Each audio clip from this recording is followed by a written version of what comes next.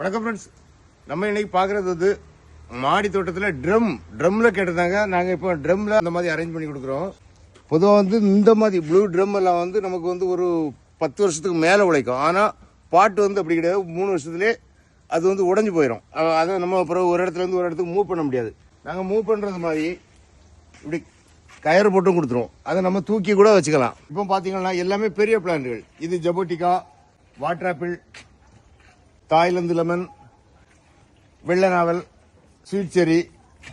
இது வந்து முன்னாடி நம்ம புஷ் ஆரஞ்சுன்னு சொல்லுவோம். அந்த இது கிடையாது.